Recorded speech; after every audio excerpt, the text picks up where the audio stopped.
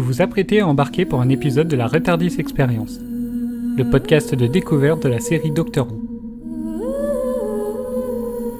Allez, montez!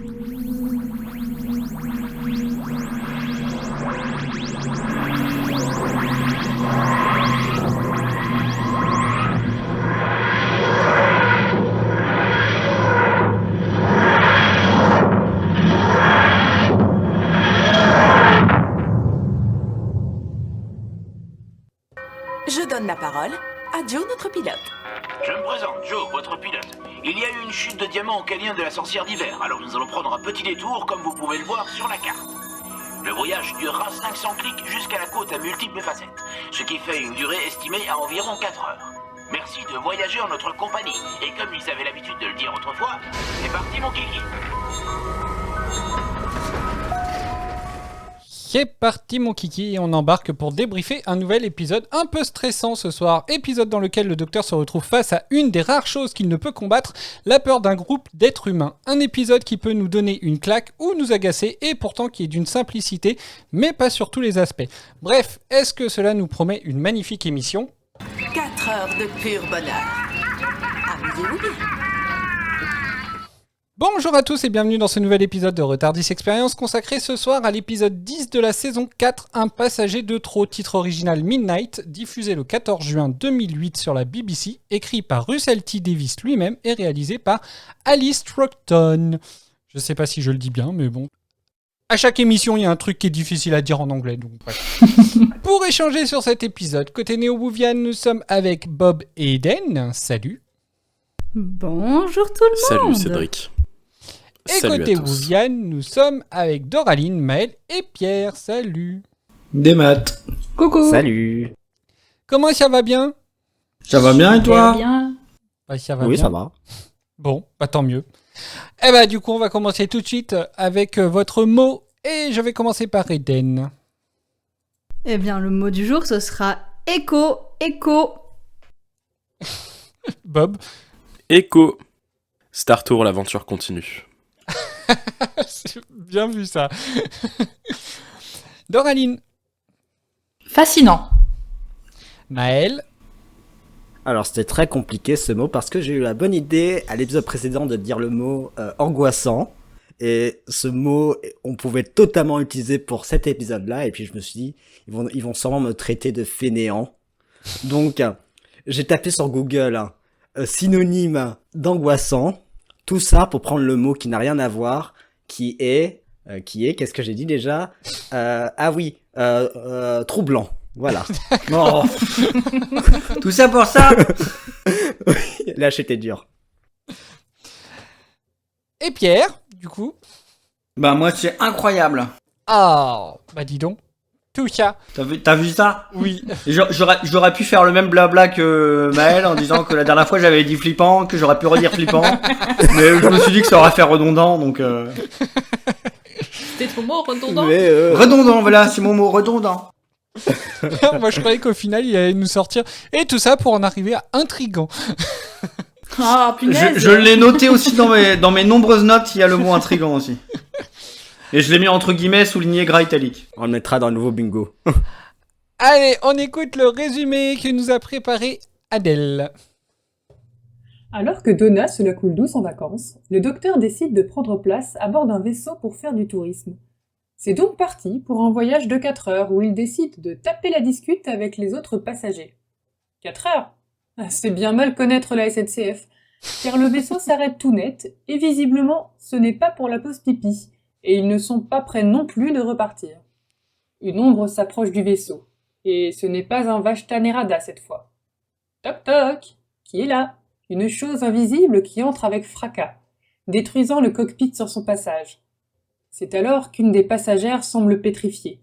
Elle commence à répéter tout ce que disent les autres dans un délai de plus en plus court. Voilà de quoi semer le chaos. Que faire ? Attendre les secours ?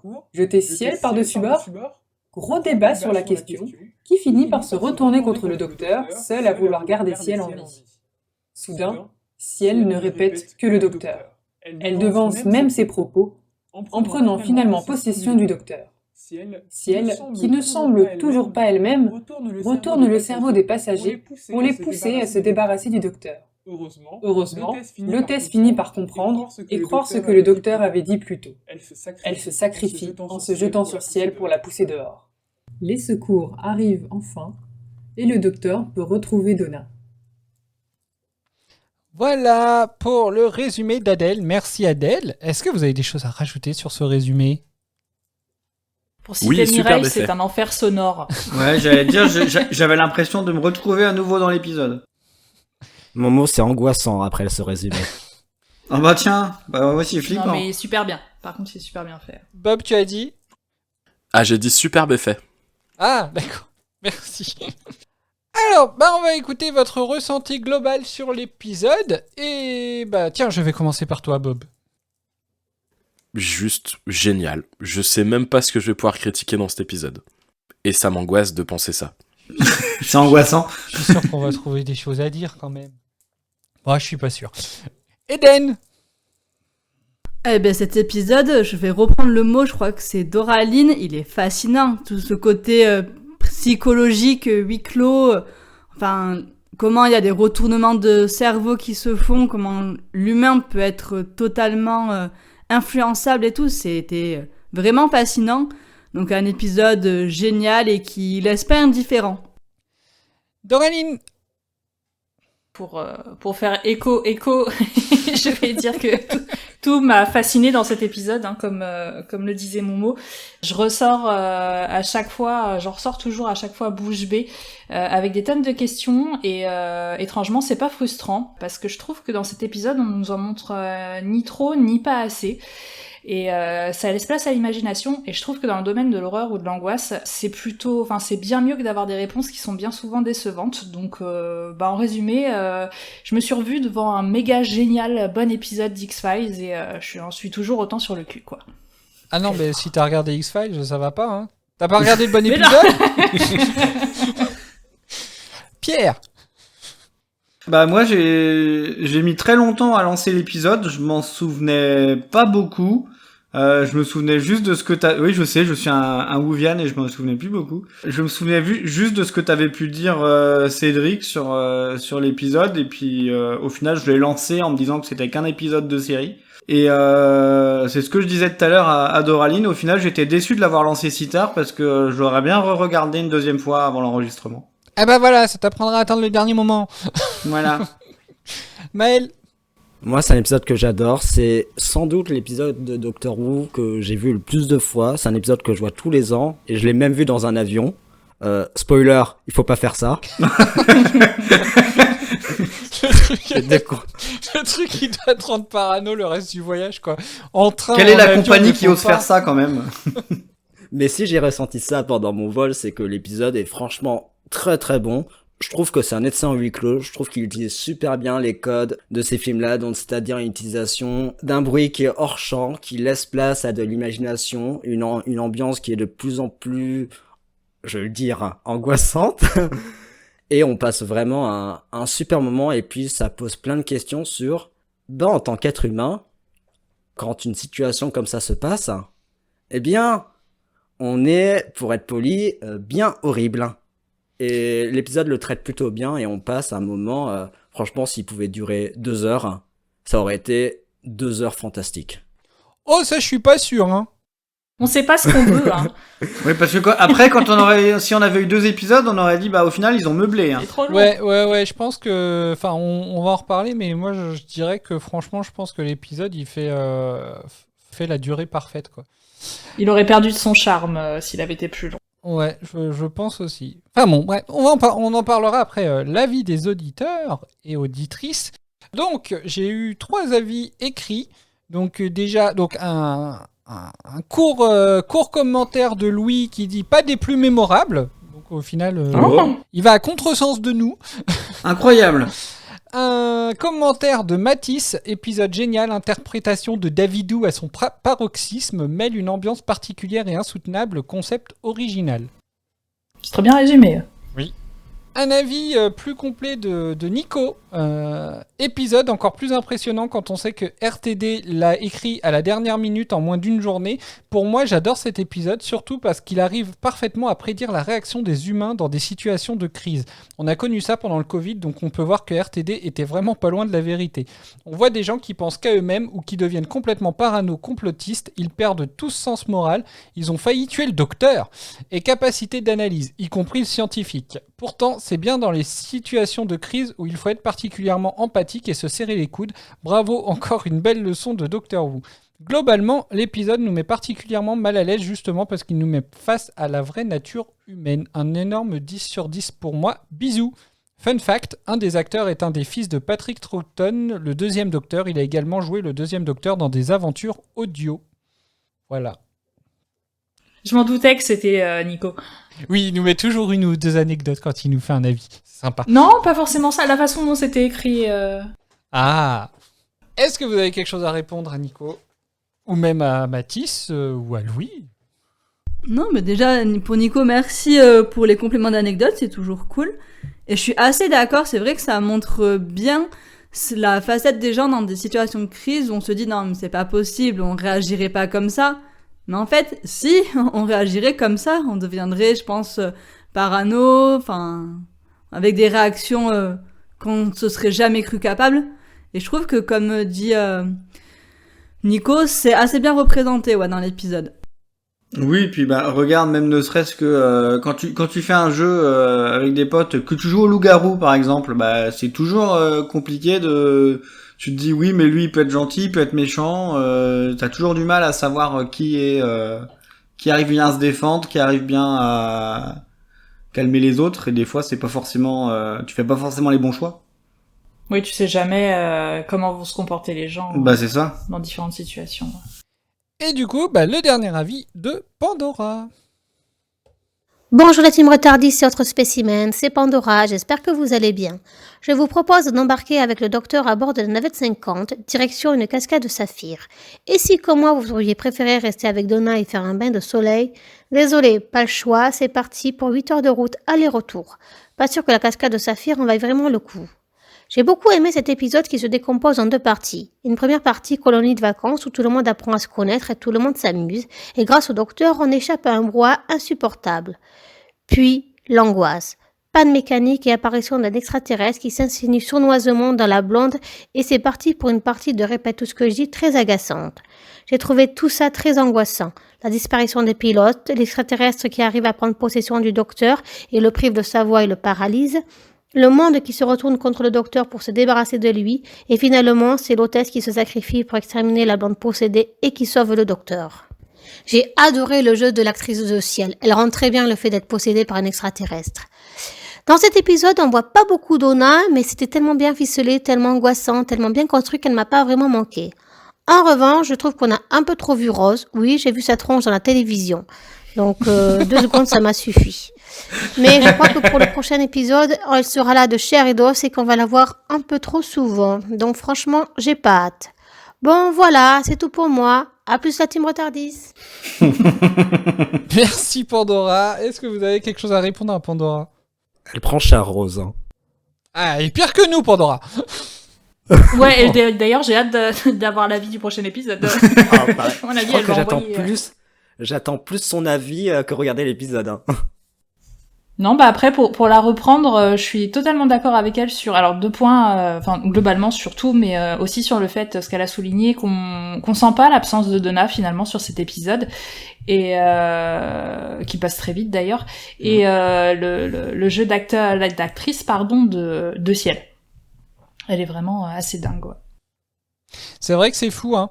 Alors, du coup, moi, pour vous expliquer un peu mon ressenti avec cet épisode, parce que je vous ai dit dès la dernière émission que c'était mon épisode préféré sûrement de toute la série confondue. Je trouve qu'en fait... Alors cet épisode, donc déjà pourquoi je le regarde jamais le soir avant de me coucher, c'est juste qu'il est énervant en fait. Je trouve qu'il tape sur le système et en fait il tape tellement sur le système que après c'est juste impossible de dormir pour moi en fait.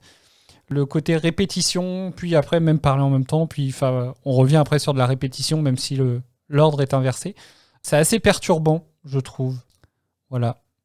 Ouais, tu vois, j'aurais pensé, dans mes souvenirs, c'était plus le comportement humain qui avait pu, tu sais, te laisser un goût amer et du coup te triturer un peu le cerveau à la fin de l'épisode. Ah bah clairement, moi, tous les gens qui sont dans ce vaisseau, ils m'agacent. Hein. Enfin, la plupart, en tout cas. Je me suis amusé, du coup, d'ailleurs, sur cet épisode-là, enfin, sur ce visionnage-là, à essayer de voir lesquels étaient les moins pires. Et au final, pour moi, il y en a vraiment que 2 qui sortent un peu du lot, qui ont un côté un peu... qui peuvent se racheter, peut-être. On peut dire ça comme ça. Mais les autres, clairement, enfin, pour moi, c'est insupportable. Ils sont insupportables. Alors, du coup... Attends. Oui. Avant de passer à la suite, on peut peut-être du coup compléter les anecdotes de Nico, puisqu'on a des petits compléments d'information.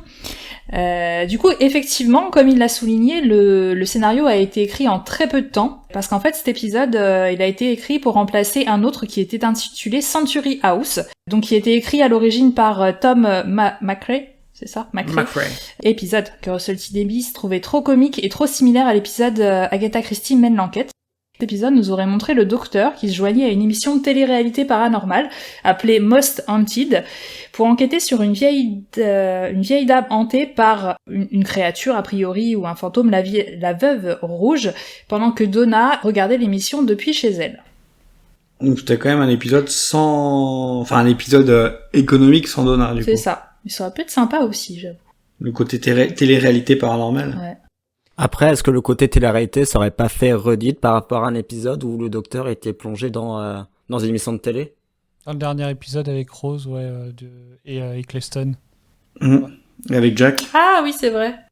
Avec Laurence Bocconi. Après, par contre, par rapport à l'histoire que tu décris, j'ai beaucoup de mal à imaginer en fait l'histoire et j'arrive même pas à la trouver intéressante. Enfin, je sais pas. Moi, c'est plus ce côté comique en fait qui, je pense, m'aurait plu.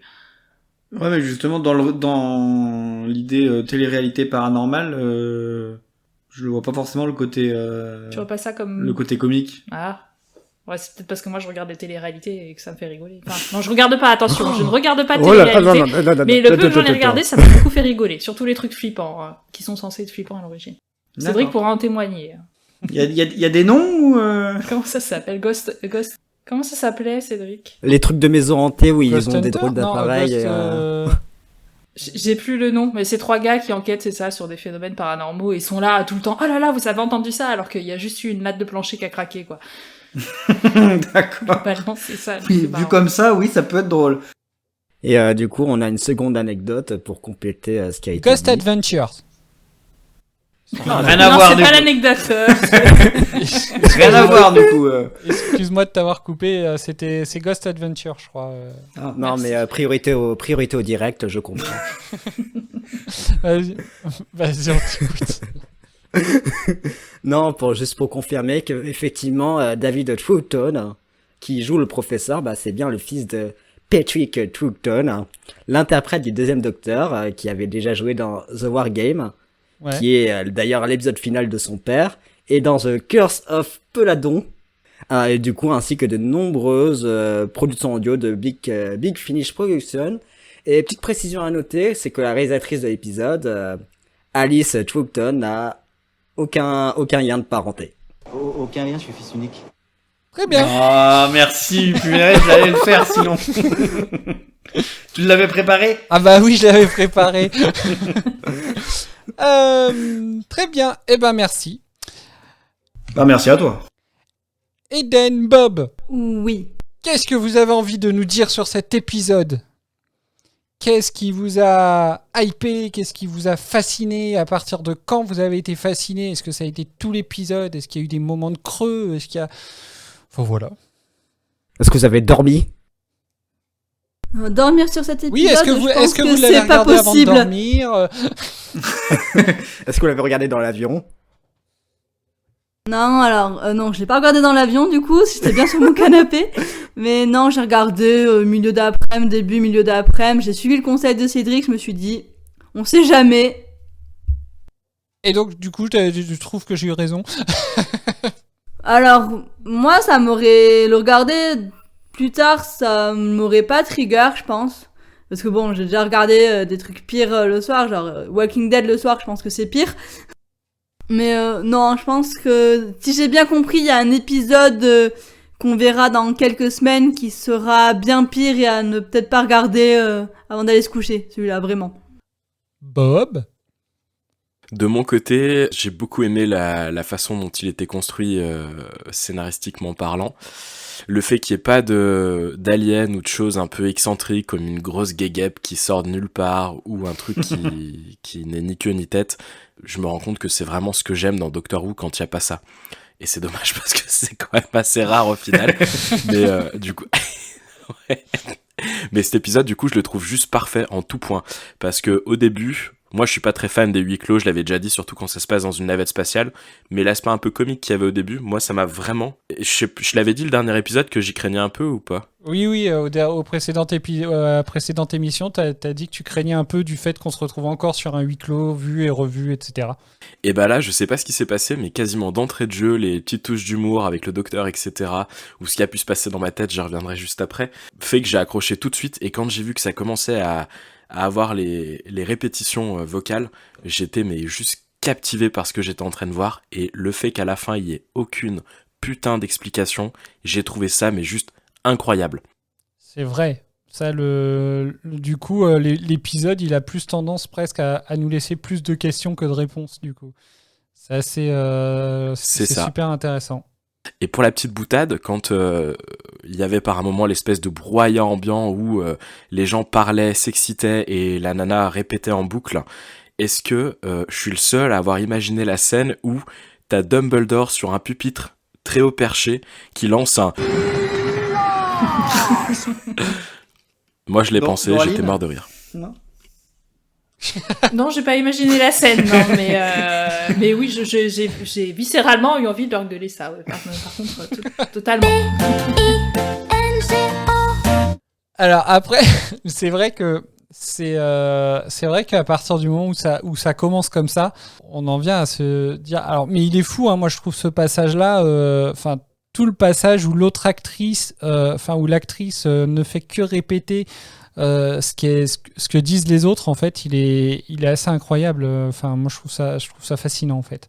C'est très prenant. Et je trouve que, alors, il y a peut-être ça aussi qui joue. Je trouve que sur le côté, en tant que téléspectateur, c'est encore plus fascinant, en fait. Ce qui nous fascine peut-être encore plus, parce que moi, j'ai pas arrêté juste de regarder pour voir si vraiment, si c'est elle qui parlait au même moment, s'il y avait de la retouche ou s'il y avait pas une petite synchronisation de loupé, une petite voix de loupé. Faire attention sur le dernier visionnage, j'ai essayé. Alors, et ça, par contre, c'est super difficile. Hein. Au moment où, comme tu disais, Bob, où il y a un brouhaha, essayer de voir où justement, quand deux personnes parlent en même temps, est-ce qu'il y a ne serait-ce qu'une phrase qui est oubliée d'être répétée ? Mais c'est juste impossible, en fait, de s'en rendre compte. D'ailleurs, est-ce que vous avez une idée de comment ça a pu être filmé ? Parce qu'on a une petite anecdote à ce sujet-là. Non, je suis curieuse de l'entendre. Parce que là, on est des oufs, on a tellement d'anecdotes qu'on en met pendant l'épisode. Ouais. Non, on se doutait que ça allait sortir pendant les échanges.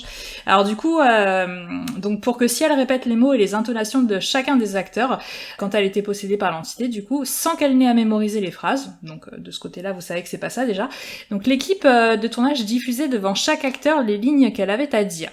Qu'elle allait lire ensuite. Donc les acteurs avaient pré-filmé les scènes par contre dans lesquelles ils parlaient ensemble et la partie pour Sharp, donc l'actrice de Ciel, a été enregistrée ensuite et les deux ont été fusionnés en post-prod. Donc du coup un bon gros travail pour les acteurs et pour les ingénieurs du son, pas de modification par rapport au script de départ et la phrase devait être dite avec la même intonation que celle de l'acteur de départ. Et évidemment la partie la plus difficile, ça a été celle pendant laquelle le docteur et Ciel parlent en même temps parce qu'il fallait cette fois-ci que tout soit synchro. Donc la phrase du docteur, la phrase de Sharp, le mouvement des lèvres. Ils devaient respirer et ouvrir la bouche en même temps, et ils se sont entraînés pour être coordonnés. Donc là, cette fois-ci, par contre, c'était du en temps réel.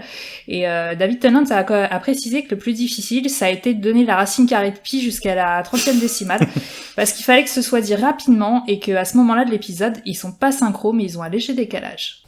Donc voilà, il y a une partie en direct, une partie qui est fusionnée et une partie du coup solo où ils avaient un petit écran devant eux. C'est fou, hein. Bah c'est comme c'est dit, hein, le travail que ça a été pour les acteurs, pour les ingénieurs du son. Autant des fois ils mettaient pas d'argent dans les effets spéciaux, autant là rien que de tourner ce truc-là, ça a dû demander un petit peu de boulot. Bah, et puis en plus, tu te contentes pas de réciter ton texte, tu joues en même temps, quoi. Donc. Oui. Et puis bon, la racine carrée de pi jusqu'à la 30e décimale, même en l'apprenant par cœur, je suis pas sûr d'y arriver sans personne en face de moi. Donc. Tiens, j'ai préparé 3 extraits. J'ai envie de passer le premier déjà. Je m'appelle le docteur. Je m'appelle le docteur. C'est bon, vous pouvez arrêter ? C'est bon, vous pouvez arrêter. Je vous demande d'arrêter ça. Je vous demande d'arrêter ça. Mais pourquoi elle fait ça ? Mais pourquoi elle fait ça ? Elle est devenue folle. Elle est devenue folle. Ça suffit. Ça suffit. J'ai dit ça suffit. J'ai dit ça suffit. Je ne pense pas qu'elle en soit capable. Je ne pense pas qu'elle en soit Arrêtez capable. maintenant, ce n'est pas drôle. Arrêtez maintenant, ce n'est pas drôle. Taisez-vous. Taisez-vous. Je m'appelle Jethro. Je m'appelle Jethro. Jethro, laisse tomber et tais-toi. Jethro, laisse tomber et tais-toi.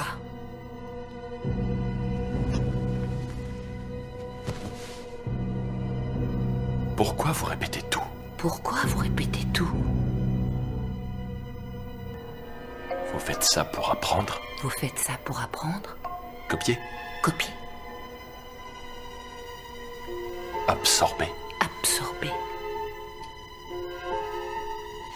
La racine carrée de pi, c'est 1,77245385090055160127271874181674341. Wow.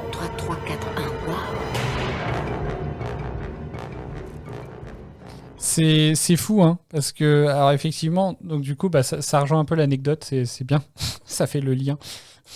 Ouais, mais là, ça va, c'était en VF, c'était facile. Non, mais c'est vrai que, enfin, on imagine le boulot que ça doit être quand, en plus, si, comme tu disais, David Tennant et celle qui joue Ciel, ils l'ont vraiment enregistré ensemble. Enfin, voilà, quoi, faut réussir à continuer son texte sans être... entre guillemets, déconcentré par le texte de l'autre en face. Bah, complètement, ouais. Enfin, moi, ça me fascine littéralement, en fait. C'est un peu... Je trouve que c'est là qu'on rejoint vraiment l'avis de Matisse, qui disait que le jeu de David Tennant était à son paroxysme, parce que je trouve qu'il passe en plus énormément d'émotions au moment où... Bah, le moment où il est, entre guillemets, prisonnier. Enfin, je sais pas, je trouve qu'il est... Enfin, le jeu, enfin, tu vois, t'arrives juste à voir ne serait-ce qu'une paupière qui tremble et tout. C'est... Ouais, franchement, moi, je trouve, mais c'est vraiment prenant, quoi. Ah non, mais il est extraordinaire sur cet épisode. Et puis, même l'actrice de Sky, elle est juste oufissime aussi. Le fait, comme tu disais... d'arriver à quand c'était les deux en face, à se synchroniser, la scène que tu viens de passer, du coup, enfin, c'est vraiment, les deux sont ouf. J'ai pris les 3 moments. J'ai pris la répétition, j'ai pris la synchronisation et j'ai pris l'anticipation. Wow. On va écouter les 3. Ça, on va mal dormir ce soir. Oui, voilà. Je vais vous remettre dans l'ambiance du film, vous allez voir.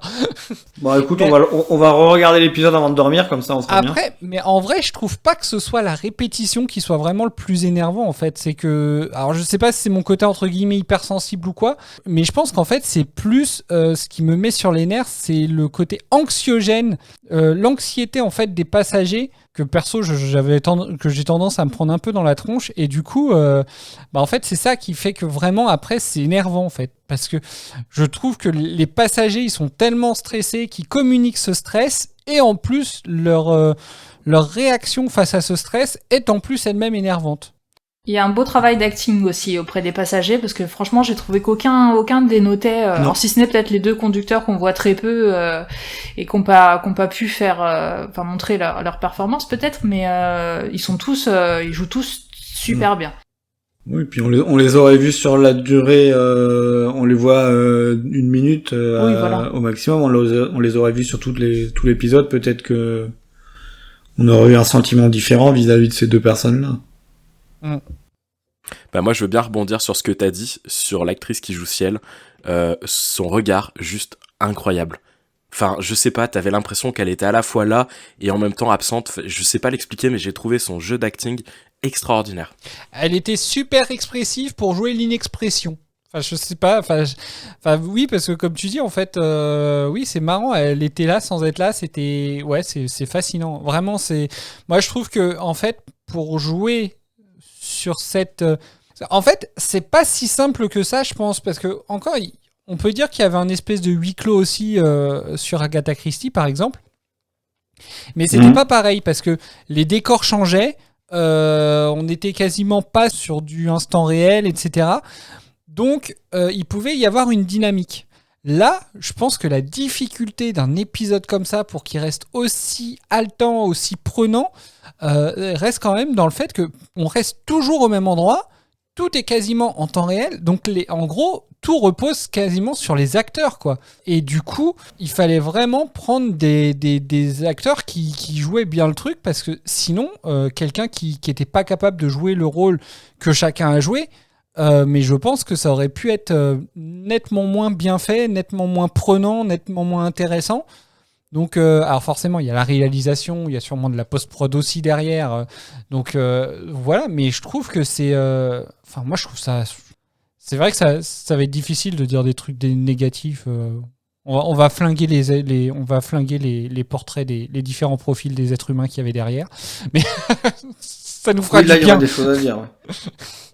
Mais par rapport, tu vois, quand tu as parlé de l'esprit huis clos, ça m'a fait penser, alors je sais plus si c'était vraiment un huis clos, mais l'épisode 42. Oui. Où c'est censé se passer justement en temps réel et où pour le coup, je trouvais que on avait vite perdu cette idée que ça se passait en temps réel.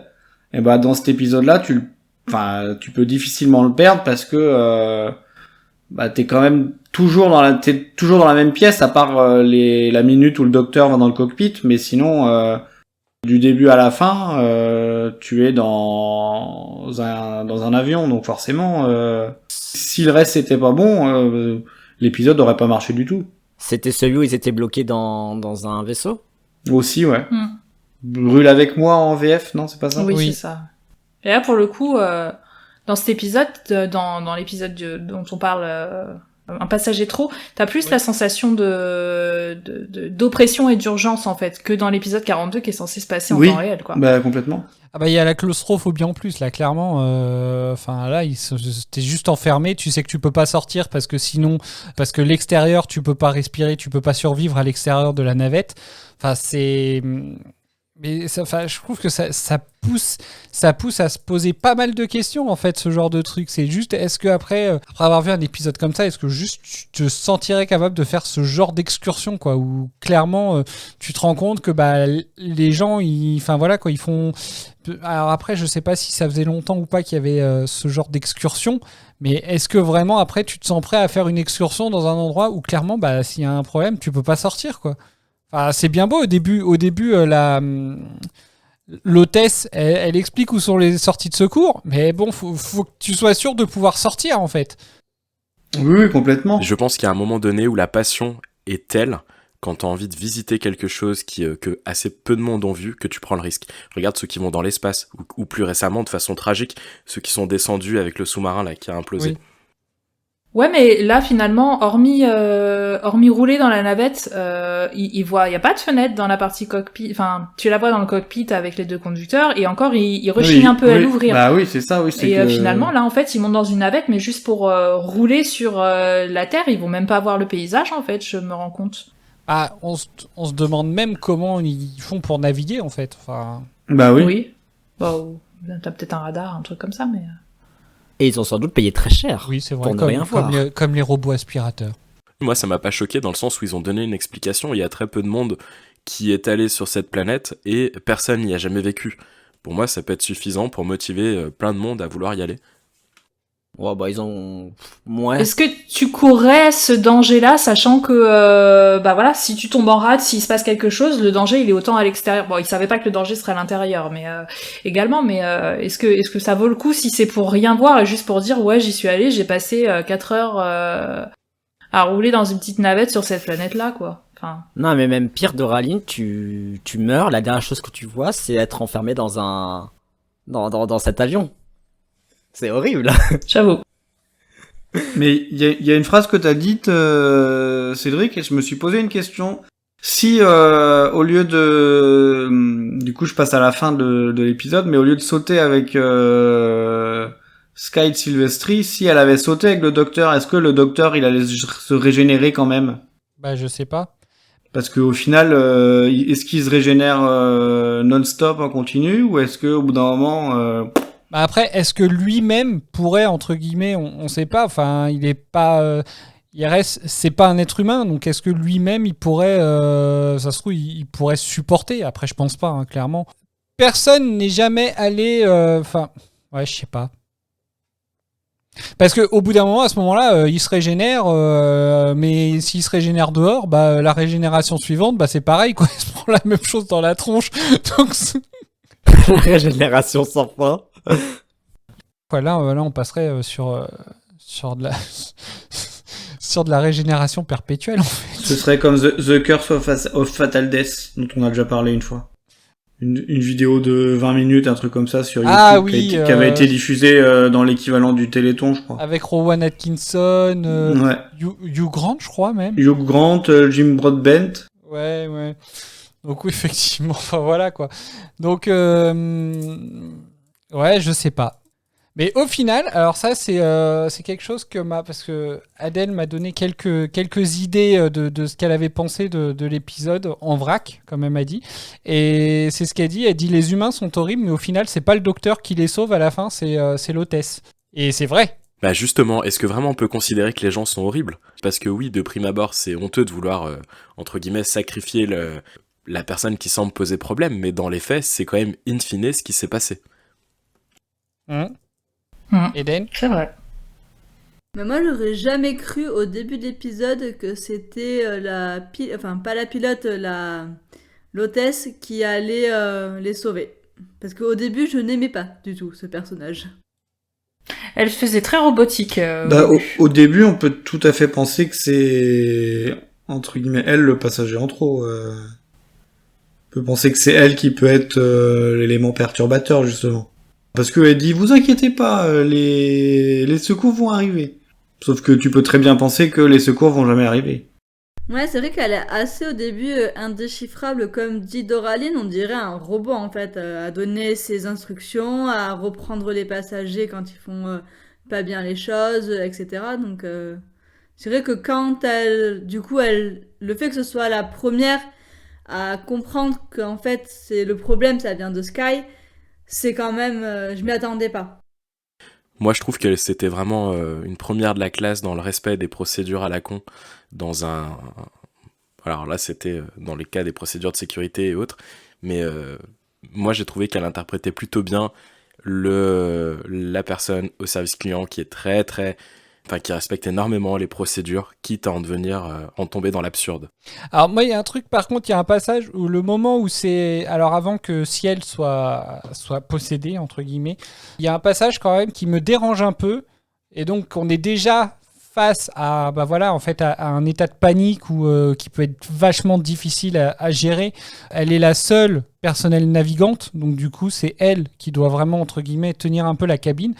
Et donc, elle essaye de faire revenir, de prendre les choses en main en disant « rasseyez-vous, machin, etc. » Et Ciel l'engueule en lui disant « arrêtez de nous faire chier avec votre règlement, c'est vous l'hôtesse, c'est à vous de prendre les choses en main. » Alors qu'elle essaye de le faire, en fait, la pauvre. Donc, ça, c'était... En fait, il y a ce genre de choses qui sont complètement absurdes. Mais du coup, là, c'est même pas du côté de l'hôtesse. C'est vraiment des réactions qui sont absurdes. Alors après, comme tu dis, est-ce que les humains sont horribles ? On peut vraiment se poser la question parce que je pense que c'est vachement compliqué quand tu n'es pas dans ce genre de situation, en fait, de savoir comment toi tu vas réagir. Est-ce que tu vas suivre la panique des autres ? Est-ce que tu vas réussir à garder la tête froide ? Est-ce que tu seras du bon côté ? Est-ce que la décision, entre guillemets, parce que c'est quand même... Là, je pense qu'on arrive quand même sur un truc où il y a presque un instinct de survie. Et du coup, est-ce que la décision que tu vas prendre par instinct de survie sera la bonne ? Bah, tu peux juste pas en être certain, en fait. Donc c'est pareil, le fait qu'ils aient voulu jeter à l'extérieur Ciel, au final, c'est ce qui est fait à la fin. Mais est-ce que le docteur, entre guillemets, ne voulait pas le faire parce qu'il avait peut-être pas la certitude que ça réglerait le souci, en fait. Parce que s'il a réussi à rentrer une fois, il pourrait très bien réussir à rentrer une deuxième fois. Enfin, vous voyez ce que je veux dire ? Peut-être que c'est son expérience aussi qui lui a permis de prendre un peu plus de recul et de temporiser un peu les choses, là où les autres étaient juste, je pense, sidérés de ce qui était en train d'arriver.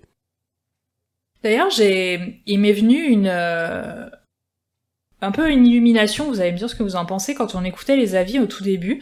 J'ai pas fait le parallèle entre la créature et le comportement humain, tu vois, enfin, je sais pas comment expliquer. La créature est invisible et c'est l'espace d'un instant, mon cerveau il s'est dit, si ça se trouve, en fait c'est la peur humaine qui a créé la créature.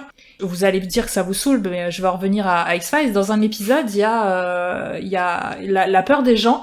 Il y a une espèce d'entité comme ça qui se balade et suivant la peur que tu as, elle va se matérialiser en ta plus grande peur. Donc il y a un personnage qui a peur des loups-garous, ça va se matérialiser en peur des loups-garous. Et là, du coup, je me demandais, pendant la vie je sais plus c'était la vie de qui, et si ça avait été, enfin, je pense que doit y avoir un parallèle à faire entre du coup les deux, mais et si finalement... Alors, il s'est bien passé, il y a bien une créature qui est rentrée, mais est-ce que finalement ça aurait pas pu être aussi une psychose en fait ? Donc voilà, au-delà de... Alors voilà, du coup je suis partie dans deux idées, au-delà de la psychose qui aurait pu créer la créature, enfin, du coup pas vraiment la créer, mais est-ce qu'il n'y a pas un parallèle ? Est-ce que le scénariste a pas voulu nous faire un parallèle entre cette créature invisible qui est là, qui finalement fait peur avec pas grand-chose, et le fait que les gens aient et le comportement humain que du coup d'avoir peur quand on est tout de suite enfermé dans un environnement clos avec des gens qu'on connaît pas, on a peur de leur comportement, et sachant qu'en plus là le danger du coup, enfin on peut pas sortir, on peut vraiment pas sortir quoi.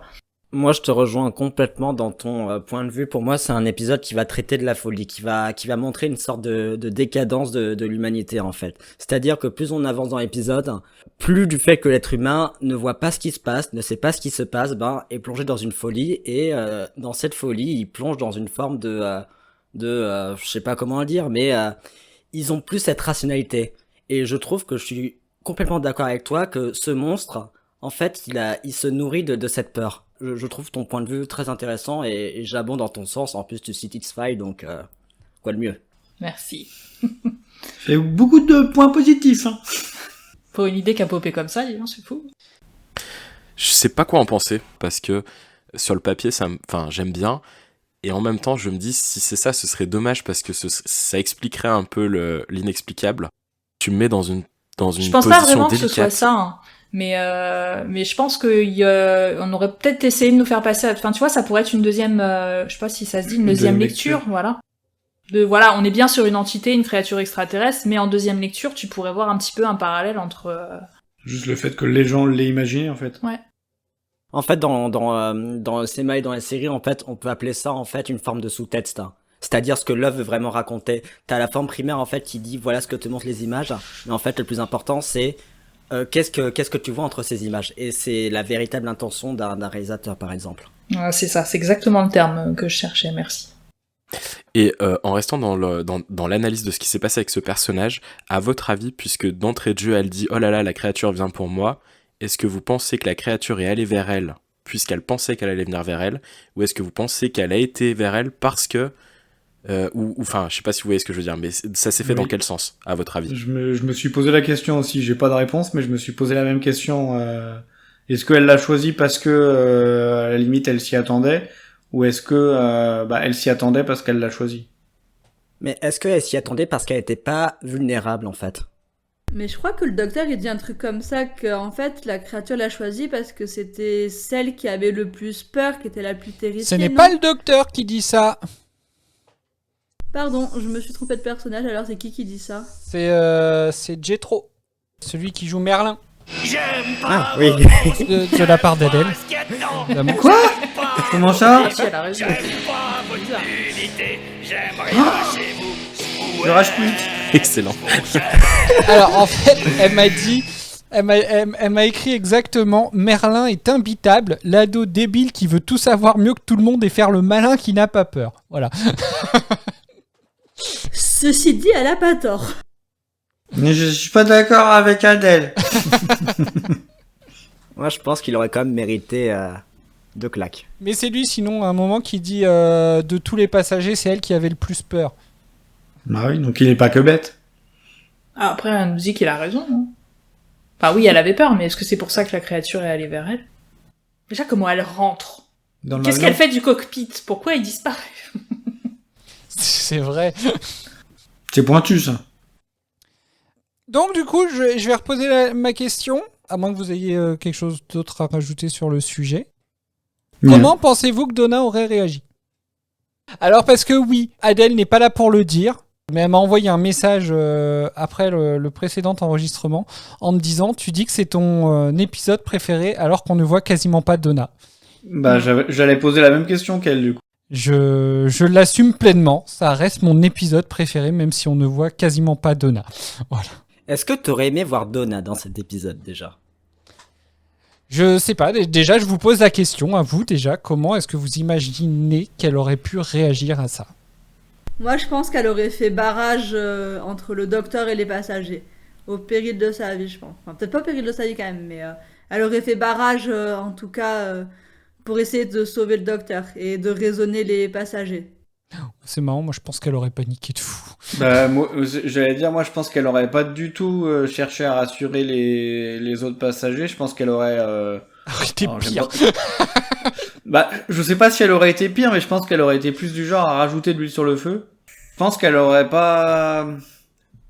Je pense qu'elle aurait eu une réaction beaucoup trop disproportionnée par rapport à celle que peut avoir le docteur. Et par rapport au fait qu'il y ait plein d'autres personnages, en fait.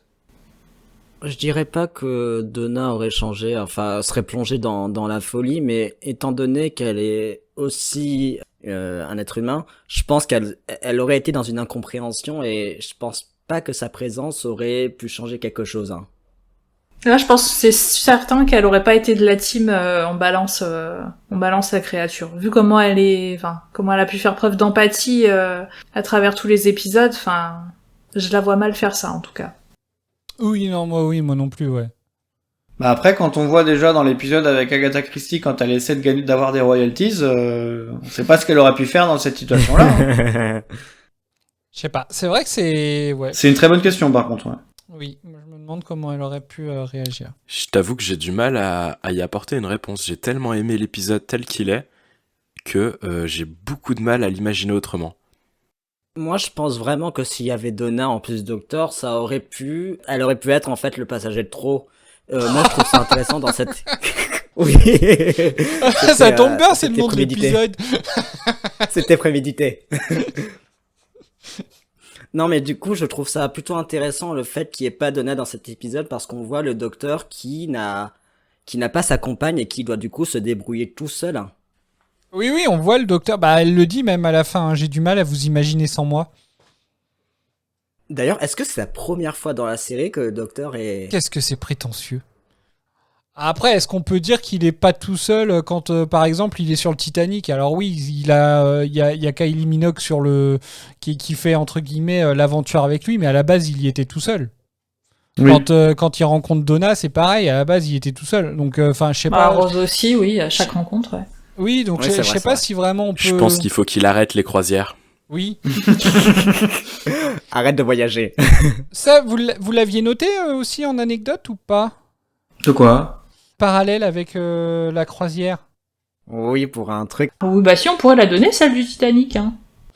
Allez. Eh ben, Russell T. Davies s'est inspiré de son expérience d'écriture du Voyage des damnés, dans lequel un petit groupe de personnages assiégés se comporte avec courage et noblesse. Ah ah ah. Pardon. C'était nerveux. Il voulait explorer ce qui se passerait dans une situation similaire, mais si les personnages impliqués cédaient à leur peur et à leur nature la plus sombre. Alors moi je trouve pas qu'ils se comportent particulièrement comme des héros dans le Titanic, hein, mais... Ouais, notamment un personnage. Hein. Qui à l'heure où on parle est toujours vivant. Après, si, il y en a quand même, mais après, est-ce que le côté héroïque, c'est que limite, il y en a pas mal qui se sacrifient plus qu'autre chose. Banaka Falata, il se sacrifie. Kylie Minogue, elle se sacrifie. Celle, je sais plus comment qu'elle s'appelle, là, la femme de... Donc, il y en a un qui meurt parce qu'il y a une rambarde qui cède. Donc, sa femme, elle se sacrifie. Donc, je sais pas si on peut... Maintenant, le seul personnage qui reste, c'est un fils d'eux. Oui, et le guide. Un docteur, un professeur ou non ? Oui, le guide là, celui qui dit qu'il a un diplôme en terranomie alors que non. Oui. L'escroc. on peut dire. Mais j'ai du mal à voir ce côté courage et noblesse dans le voyage des damnés. Bah après, il y a pu avoir des moments où ils se comportaient avec courage et noblesse, mais il y en a eu d'autres où clairement sur l'heure d'épisode, il y a clairement des moments où c'était pas forcément le cas. Bon alors, parlons de ces horribles êtres humains. Est-ce que... Tu veux dire de nous ? Non. Non, du groupe. Est-ce que vous avez, entre guillemets, un préféré et un pire ? En gros, un dont vous dites que ouais, ses réactions sont quand même compréhensibles, et un autre où vous dites mais putain, mais celui-là, moi je le fous dehors à la place de l'autre, quoi.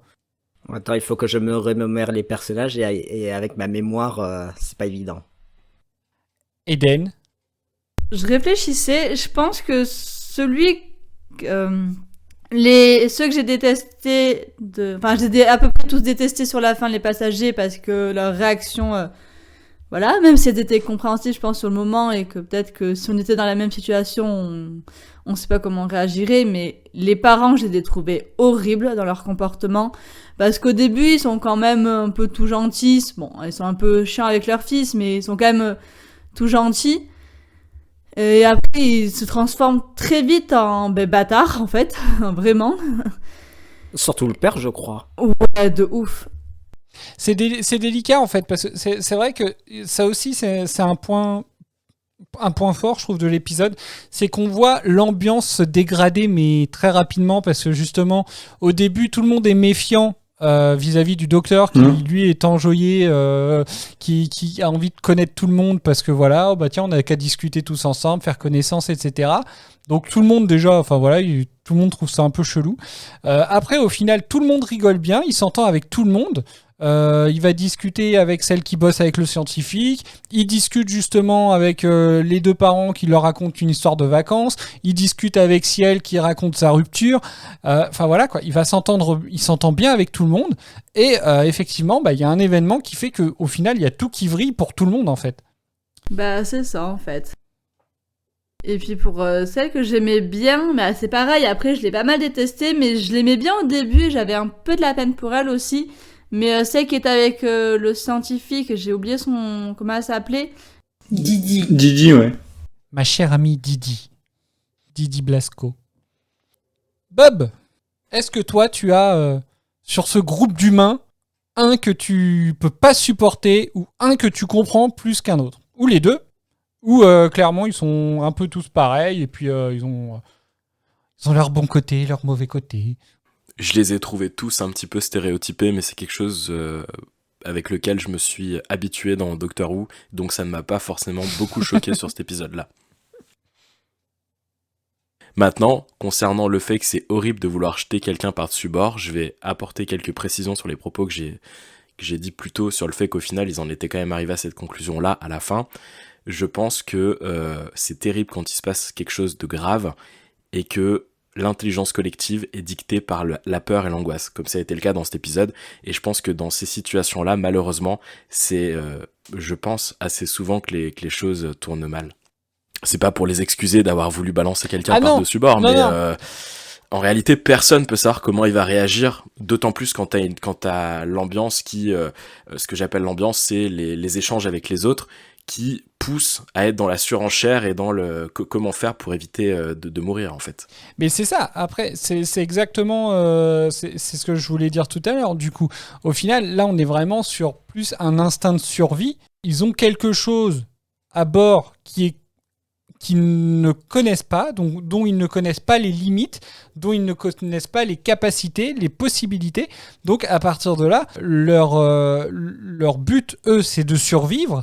Donc, moi, ça peut me paraître normal qu'à partir du moment où, si pour eux, si elle n'est plus là, en gros, elle les a déjà quittés, bah, à partir de là, elle n'est plus une personne de ce voyage, et donc c'est normal de vouloir se protéger, peut-être même en la mettant dehors.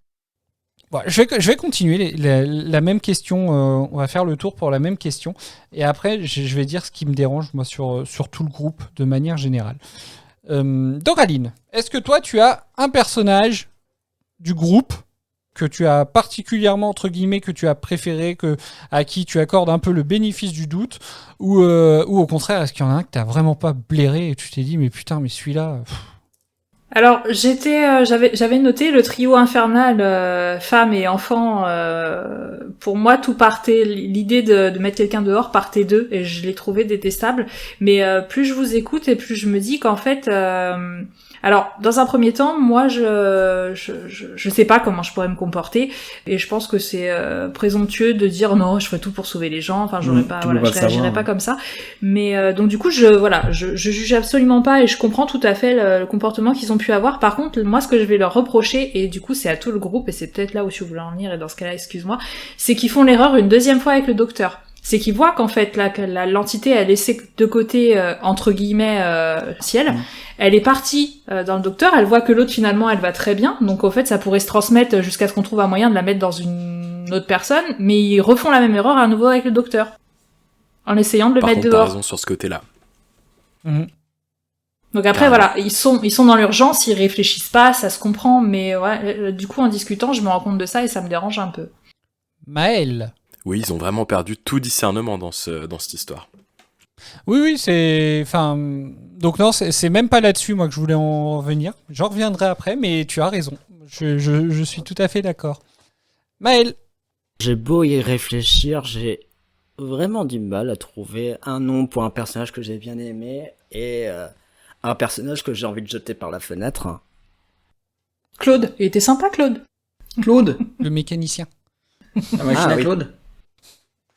La machine à Claude. On l'a trouvé en fait. On sait de qui ça vient. Le problème de ce groupe, c'est qu'ils ont des... C'est qu'il y en a, ils ont des beaux moments. Tu dis, ah tiens, bon, j'irai peut-être pas boire un verre avec eux, mais ils ont l'air sympas. Et puis ils basculent et ils deviennent beaucoup moins agréables, donc j'ai vraiment du mal à me décider. Pierre, est-ce que tu peux te décider, toi ? Bah, je vais lire exactement ce que j'ai écrit au niveau des autres personnages. J'aurais eu envie de dire qu'ils étaient plus ou moins caricaturaux, ce qui rejoint ce que disait Bob. Mais j'ai quand même envie de rajouter que certains avaient une certaine vision ou un certain impact sur l'épisode. Alors en négatif ou en positif, hein, mais même s'ils étaient justement caricaturaux, il n'y en avait aucun qui était vraiment inutile. L'épisode, si t'enlèves Jethro, l'épisode il est différent. Si t'enlèves Didi, l'épisode il est différent. Si t'enlèves le professeur, l'épisode il est différent. Oui, mais lequel t'as le moins aimé du coup ? Bah, il y en a aucun que j'ai détesté, aucun que j'ai aimé. Je trouve qu'ils étaient tous plus ou moins. S'il y en a une, c'est Didi, mais plus comme justement, bah, je vais faire la fusion entre Bob et Eden, c'est que Didi, mais plus au début, quand on a l'impression qu'elle est un peu exploitée par le professeur. Moi, je l'aime bien, Didi. Bah, au début, j'aimais bien, puis en fait, elle suit le groupe, en fait. C'est ça le problème que j'ai, c'est que dès qu'il y en a un qui prend une décision, t'as les moutons qui sont là. Mais pas tant que ça, en fait. Le personnage de Didi, justement, j'ai pas trouvé... Je trouve que, bon, déjà au début de l'épisode, même si elle travaille pour le professeur, elle apporte sa propre intelligence. Dans le sens elle a son propre avis, oui. Voilà, son propre avis et ses propres connaissances. Quand elle parle, par exemple, quand il y a la panne moteur, c'est elle qui va prendre la parole pour dire on est en circuit fermé, il y a de l'air pour respirer au moins 10 ans. Donc voilà, elle apporte ses propres connaissances. Et je trouve, en fait, il y a un moment sur la fin où elle essaye de se faire entendre, et là, c'est le professeur qui, lui, par contre, lui dit de se taire en lui disant vous pensez savoir des choses, mais vous avez au mieux l'intelligence d'une personne normale. Et en fait, donc, bah, limite, moi, ça va être eux, mes deux personnages, en fait. Ça va être elle, entre guillemets, qu'on pourrait sauver. Pour moi, je trouve que elle et l'hôtesse, en fait, c'est peut-être les persos les plus, peut-être les plus positifs, les plus posés, les plus réfléchis. Même s'il y a un moment où, effectivement, Didi, elle commence à avoir peur, et donc, bah, elle peut perdre pendant un peu de temps sa réflexion, mais quand il y a le passage entre le docteur et Ciel, justement, c'est elle quand même qui va dire non, il s'est passé autre chose, c'est pas maintenant, c'est pas le docteur, il y a quelque chose qui s'est passé, mais là c'est pas le docteur. Et c'est la seule en fait à s'y opposer. Là, à ce moment-là, l'hôtesse, elle, va se poser la question, commence à observer, etc., s'inquiète, etc. Mais c'est elle, je pense que c'est la seule à dire non, là, il y a vraiment autre chose qui s'est passé, je pense qu'on fait fausse route. Par contre, celui que je peux clairement pas blairer, c'est le professeur Hobbs, qui lui, mais c'est juste... Oh, c'est une calamité, quoi. Enfin, clairement, c'est un mec qui... C'est moi qui sais, et tu fermes ta gueule, en fait.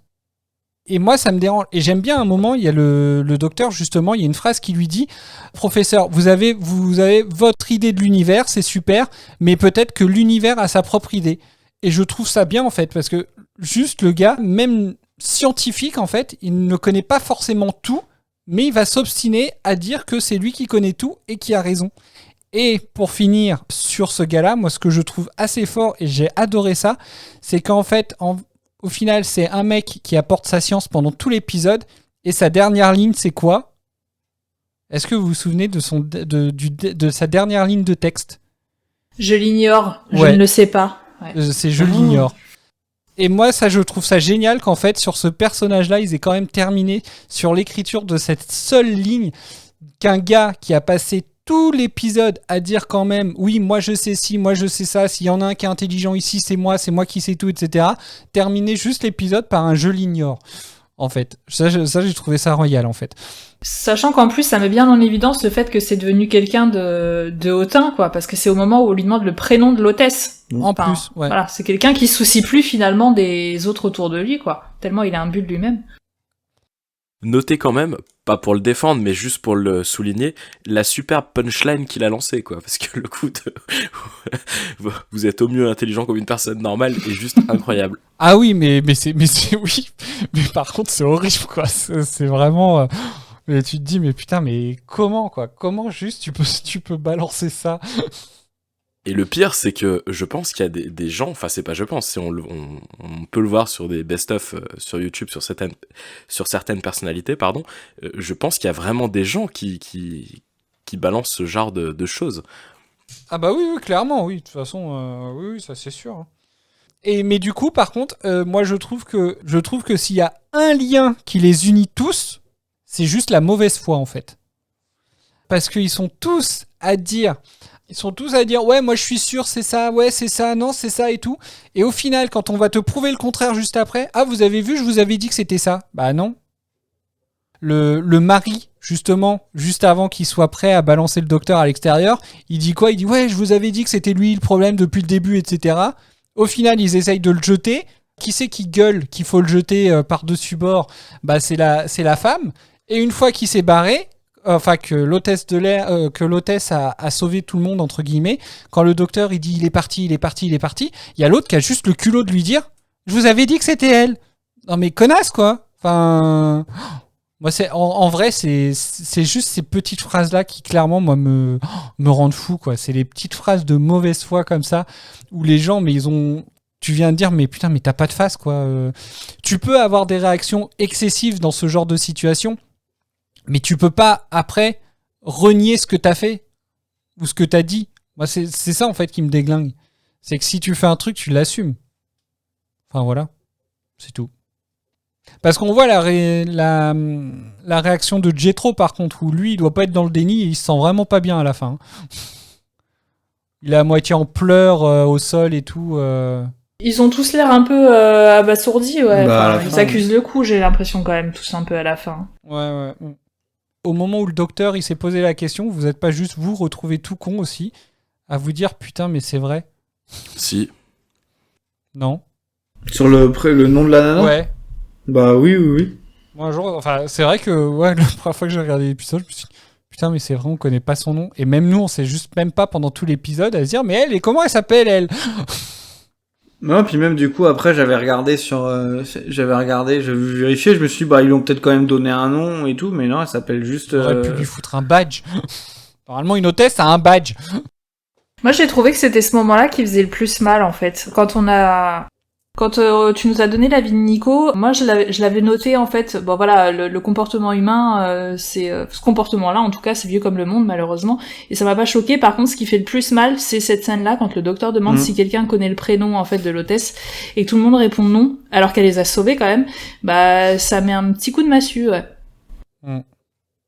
Bah du coup, même pour nous en tant que spectateurs, parce que comme je le disais plus tôt, moi, elle m'a agacé dans son côté un petit peu très très procédurière, etc. Et du coup, à la fin, effectivement, tu te dis merde, ouais, comment elle s'appelle ? Et j'ai vraiment eu ce ressenti négatif. C'était pas agréable comme sensation. Oui, t'en viens à culpabiliser toi aussi en fait. Oui. Alors que t'es pas dans l'épisode, C'est toi. ça. T'as rien Oui, demandé. juste. T'as juste voulu regarder le truc. Bah ouais. Tu t'es fait avoir en plus. D'où ça te fait une leçon. Non, mais je comprends. Enfin, c'est assez incroyable. Bon, du coup, j'aimerais quand même. Est-ce que vous avez des choses à rajouter sur tout ce beau monde-là ? Moi, j'aimerais bien parler de Donna et surtout de la fin. Du passage où il retrouve Donna ? Exactement, et Ouais. où elle essaie de plaisanter avec le docteur en commençant à répéter. Et on comprend que le docteur, enfin moi en tout cas, j'ai eu l'impression que le docteur, il avait vraiment été choqué par ce qu'il avait vécu quand il dit à Donna, plaisante pas avec ça. Alors que d'habitude, ils sont toujours sur la déconnade, sur la boutade entre eux. Et là, ça m'a vraiment fait un tilt en me disant, mais ouais, c'est vraiment que ça a dû l'estomaquer en fait. Ouais, c'est quelque chose que j'avais noté aussi. J'ai mis que j'avais l'impression que le docteur, il apparaissait transformé en fait quand il retrouvait Donna à la fin de l'épisode, et que bah du coup c'est que les minutes dans l'avion ont vraiment eu un impact un impact sur lui, et que du coup bah là tu peux voir le fait que Donna ne soit pas là, tu peux voir à la limite une évolution entre les deux. Lui il est transformé et elle ne l'est pas forcément parce qu'elle a juste profité du spot. Ouais, mais malgré tout, tu sens que, enfin, moi j'ai trouvé que quand elle le retrouve, elle ouvre directement les bras pour lui faire un câlin, en fait, comme si comme s'il s'était appelé, genre qu'il lui avait raconté ce qui s'était passé et qu'elle avait déjà compris que c'était super choquant. Et du coup, j'ai trouvé que la blague était, je me suis dit, qu'est-ce qu'elle vient faire là, cette blague, en fait, parce que du coup, ça démolit un peu le câlin d'avant où tu te dis, elle a senti sans forcément qu'il ait besoin de lui expliquer. Molto bene. Allons-y. Question de ça, on peut revenir là-dessus. Clairement, enfin, le jeu de David Tennant, enfin, sur un épisode comme ça, enfin, il est, enfin, moi, je trouve vraiment, enfin, magnifique en fait, presque. C'est sa meilleure performance. Bah après, sa meilleure performance, je sais pas. Je pense qu'il a, enfin, il a réussi à nous montrer pas mal de trucs, quoi. J'ai envie de dire, enfin, il nous a toujours montré que qu'il était un bon acteur. Après, je trouve que, enfin, je sais pas, ouais, vraiment le moment où on le voit quand ça m'a même choqué, le passage où justement ils sont prêts à commencer à l'emmener, à le jeter par-dessus bord, où on a vraiment le gros plan sur son visage en train de répéter tout ce que dit Ciel, où on sent vraiment, enfin, une crispation, une emprise. C'est assez perturbant, je trouve. Enfin, moi, perso, je souffrais avec lui, quoi. C'était assez étrange de le voir complètement absent, complètement absorbé, vaincu, en fait. Et tu sens que c'est à la fin, tu le sens vraiment secoué, et je trouve que Tennant, il va vraiment super bien jouer la personne qui a vécu un événement traumatisant, qui a été complètement détruit, et qui va du coup devoir vivre ça maintenant tout le temps. Oui. Très bien. Alors, est-ce que vous avez d'autres choses à ajouter sur l'épisode ? Est-ce qu'il y a d'autres sujets que vous voulez aborder ? Oui, je peux enfin arrêter ce podcast, l'esprit tranquille. Ah oui. Vas-y, dis-le ça, Bob. Une fois n'est pas coutume, j'ai écrit à Cédric mon ressenti à chaud en même temps que j'étais en train de voir l'épisode, et il me semble que je lui ai glissé de façon assez fugace, très très fugace d'ailleurs, comme quoi que pour une fois il avait aimé un épisode intéressant et que je pouvais partir de ce podcast avec un esprit d'apaisement, d'accomplissement même. Parce que pour une fois nous étions d'accord sur un épisode. Attends, tu donnais pas cher de cet épisode, hein. Oh là là, il y a 15 jours... Et c'est fou, et en fait, moi, ce que je me souvenais pas, c'était le fait que ça avait été écrit par Russell T. Davies. Alors c'est marrant parce qu'au final, le précédent épisode avait été écrit par Steven Moffat, donc qui sera le prochain showrunner, et celui-là a été écrit par le showrunner actuel. C'est marrant, ça fait un peu le combat des showrunners. Et au final, enfin, les deux, je trouve, nous ont offert des épisodes de fou. Et du coup, bah tiens, pour revenir, on peut revenir là-dessus, sur ce que disait Maël. Est-ce que vous pensez clairement que, enfin, en 2 parties ou plus long l'épisode, il aurait été aussi haletant? Enfin, moi, clairement, je pense qu'il fait vraiment la durée idéale pour rester vraiment sans qu'il y ait de temps long, de moments qui étaient un peu longs, qui traînaient en longueur. Voilà, de longueur, merci. Merci à moi-même. Mais de rien, toi-même. Du coup, enfin voilà, est-ce que vous pensez que ça aurait pu passer sur un double? Moi, je suis de ton avis, en fait. Je pense que c'est la bonne longueur pour cet épisode, parce que, comme tu disais, on n'a au final pas de longueur qu'on aurait sûrement eu sur un double épisode. Voilà, faut les tenir quand même, les 90 minutes. Ah donc bah je oui, pense oui, que clairement, ça aurait été trop long. Donc clairement, c'est vraiment la bonne durée, et c'est en plus bien écrit, donc non. Bah, et puis même sur un épisode entre guillemets spécial de 55, 60 minutes, je suis pas sûr qu'il y ait de quoi rajouter 10 ou 15 minutes à l'épisode sans qu'il perde justement ce côté stressant qui peut être présent du début à la fin en fait. S'il y avait eu des temps morts, on l'aurait peut-être moins ressenti, le côté stressant. Oui. Là, je pense qu'en plus, le fait qu'il y ait un changement de rythme, enfin un changement d'ambiance qui vraiment arrive. Enfin, je trouve que le changement d'ambiance arrive de façon vachement habile et tout. Le fait que au début tout le monde est un peu sauvage entre guillemets les uns avec les autres. Puis après, au final, tout le monde s'entend bien. Puis après, tout le monde, là, on redevient un peu, on passe dans limite l'animosité.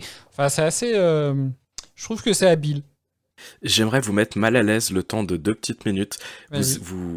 Certains d'entre vous ont dit qu'ils avaient été pas forcément très à l'aise avec la question comment s'appelait l'hôtesse. Moi, j'ai une autre question avec vous. Est-ce que parmi vous, certains se sont demandé ce qu'étaient devenus les 2 pilotes? Bah, ils sont morts. Ou en avez-vous eu rien à foutre? Moi, j'en avais rien à foutre. Ce sera donc la phrase des réseaux sociaux. Moi, j'en avais rien à foutre.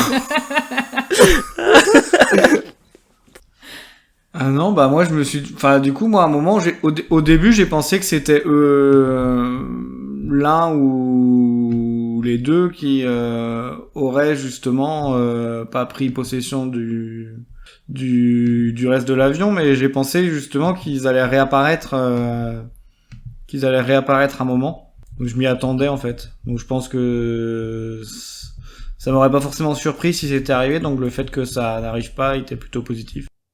Mais je ne les ai pas oubliés si c'était ça la question. Les passagers en avaient rien à foutre. Personne n'en a parlé. Ouais. Bah, très rapidement, l'entité, elle arrive, donc t'as plus le temps de penser à eux.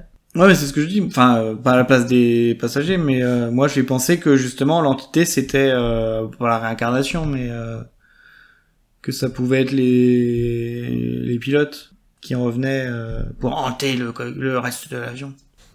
T'imagines? Ciel? Vous êtes là, Ciel? Non, je suis Claude le mécanicien. Enfin, stagiaire. Non, mais alors moi je me suis pas posé la question parce que, enfin, d'après ce que disait le docteur, pour moi ils étaient morts en fait. Donc, oui. je trouvais qu'en fait la question ne se posait même pas. Par contre, comment? J'aurais bien aimé savoir. La question était peut-être pas habile, mais ok, ils sont morts, ok, on le sait, mais comment ils sont morts? Dora, t'as raison, c'est une question à laquelle on n'a pas de réponse. Et surtout, à la fin, tout le monde s'en bat les couilles. Ils pleurent l'hôtesse, mais les 2 pilotes, ils ont Oui, rien ça à c'est foutre. vrai. Oui, ça par contre, oui, ça je suis d'accord. Oui. C'est Même vrai nous, qu'on on les était- a oubliés. Peut-être parce que l'hôtesse, ils l'ont vu alors que le... Oui, il y a que le docteur qui a vu les 2 pilotes en fait. Oui, c'est ça. enfin bon, il leur a quand même mis un petit message, hein, Joe, le pilote. Oui. Oui, c'était ça. Bah, il est c'était vivant. Joe. Il est vivant, Oui. Joe, puisqu'il est devenu chauffeur de taxi. Oui, oui. Oh D'autres sujets que vous vouliez aborder? Non, on va éviter d'autres blagues inutiles de ma part. On va passer donc aux éléments marquants. Est-ce que vous avez des éléments marquants, Bob? Ouais, la scène avec Dora et le Avec moment Dora où le doc répète le... Ah, avec Donna. T'apparais dans Doctor Who. avec Donna, pardon. Et le moment où c'est qu'il est synchro avec Ciel lorsqu'il répète la racine carrée de pi. Ouais. Je sais pas pourquoi cette scène m'a juste fasciné. Je suis d'accord. Eden. Bah moi, mon élément marquant, c'est tout simplement l'épisode parce que je l'ai trouvé tellement fascinant entre le jeu d'acteur, l'histoire en elle-même, que je pense que c'est un épisode que j'oublierai pas de sitôt. Je pense comparé à d'autres que j'ai déjà oublié, celui-là, je pense qu'il restera gravé pendant quelques temps dans ceux que je retiendrai. Doraline. Oh oui, j'en ai bien trop, donc je vais être très rapide.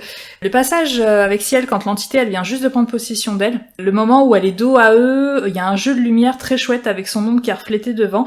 Et au moment où elle se retourne, elle a un espèce de comportement de chasseur, en fait, quand elle les toise tous un à un. J'ai trouvé ça super bien fait. Et le deuxième, c'est pas un élément marquant, c'est plus un sentiment. Le même que le docteur, je pense, à la fin de l'épisode, où on se rend compte qu'en fait, l'entité, on saura jamais si elle est vraiment morte. On sait pas si d'autres gens vont tomber sur elle. Voilà, ça reste. Est-ce que ça reste du coup quelque part en sommeil, que ça va attendre que quelqu'un d'autre passe? Et je trouve qu'en fait, cette possibilité, elle est ultra angoissante et que le fait que l'épisode se termine là-dessus, ça décuple encore plus l'angoisse. Voilà. Après, c'est la musique, mais j'y reviendrai un petit peu plus tard. Maël. Moi, on en a parlé il y a quelques minutes. Non, c'est pas la non-présence des chauffeurs. C'est plutôt vers la fin quand le docteur voit Donna. Et ça m'a profondément marqué de voir on en a parlé, mais de voir ce docteur complètement secoué par ce qui s'est passé, complètement traumatisé, limite absent en fait. Il était, c'est comme s'il était mort-vivant. Et ça m'a bien marqué. Pierre. Moi, je vais avoir deux éléments marquants. Il y a un qui rejoint un peu ce que Bob a dit sur le moment où Sky répète puis dit au même moment ce que disent les autres participants du vol. J'ai trouvé ça assez angoissant pour reprendre le mot du jour. Et puis j'ai beaucoup noté aussi assez rapidement dans l'épisode. Et je sais pas si c'est ce qui m'a fait rentrer dedans ou pas, mais j'ai trouvé que la musique était très très présente pendant les 40 minutes de l'épisode. Et puis là c'est un élément marquant mais plus personnel, c'est comme je vous l'ai dit, je sais plus si c'est chez les Wouvian ou dans le général, mais que ça faisait un moment que j'avais pas pris autant de notes sur un épisode. C'est vrai, tu l'as dit. Et franchement, ça faisait... Comme je l'ai dit au début de l'enregistrement, j'ai mis un peu de temps à le lancer, mais au final, je regrette de l'avoir vu qu'une fois. Bah voilà. Comme ça, tu peux redire ben voilà. Tu peux le revoir après l'enregistrement. Comme dirait Adèle, chais. Ah bah oui, je pense que quand on va arrêter, je vais relancer l'épisode, comme ça, je dirai à Cédric après à minuit, bah je peux pas aller me coucher. Eh bah tiens, donne juste un avis de dernier passage d'Adèle qu'elle m'avait donné, qu'on peut presque mettre comme un élément marquant, même si elle ne me l'a pas enregistré comme ça, du coup, enfin elle me l'a pas dit comme ça, mais elle parle du moment où quand le groupe s'attaque au docteur en lui disant vous prenez plaisir à tout ça, ou quand par exemple il demande son nom, etc. Enfin vraiment ils se foutent vraiment sur le docteur quoi à ce moment-là.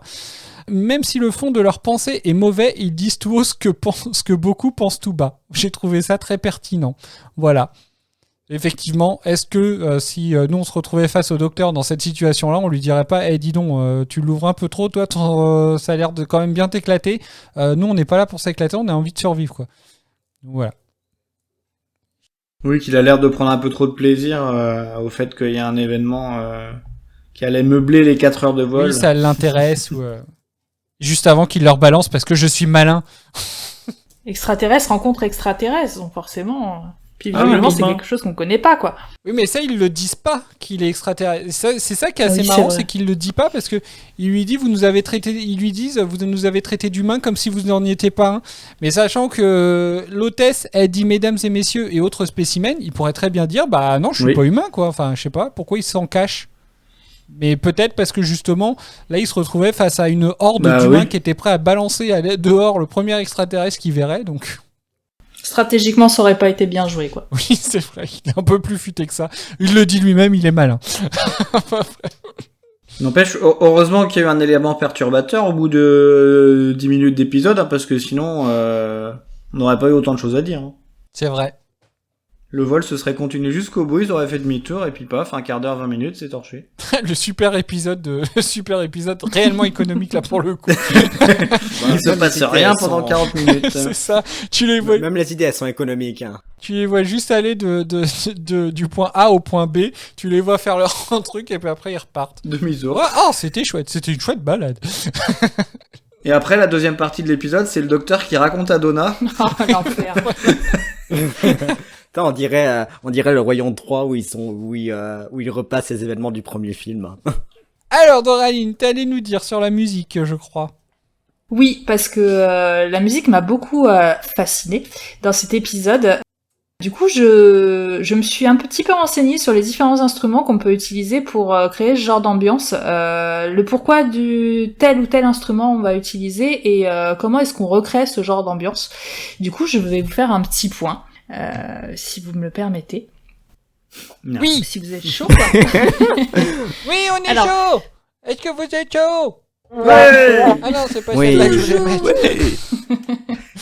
Alors, du coup, on va, évidemment, pour ce genre de musique, on va avoir tout ce qui est piano, orgue, synthétiseur et les instruments à cordes.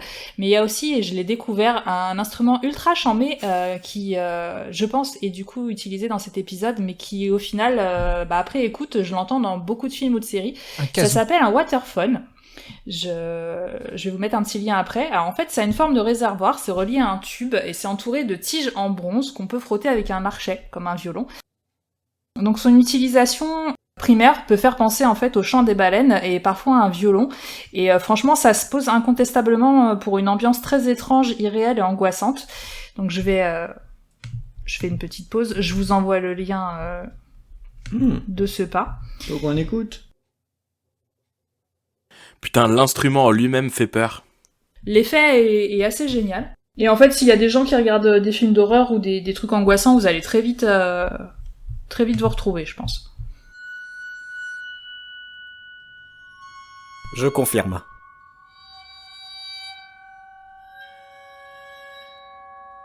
Attends, tu trouves pas... j'ai été voir sur Google, tu trouves pas que l'image est... Enfin, l'instrument fait... En lui-même, je trouve qu'il a quelque chose de flippant. Tu sais pas d'où ça sort. Enfin, le mec a conçu ça. Bah, tu dirais une bouche de baleine, du Je veux coup. pas être dans sa tête. Je trouve qu'il y a un petit côté mystique avec cet instrument. Ah, clairement, ouais. Et tu peux l'utiliser sans archet et ça fait un... C'est juste le vent, en fait, qui fait ce bruit-là et c'est assez flippant.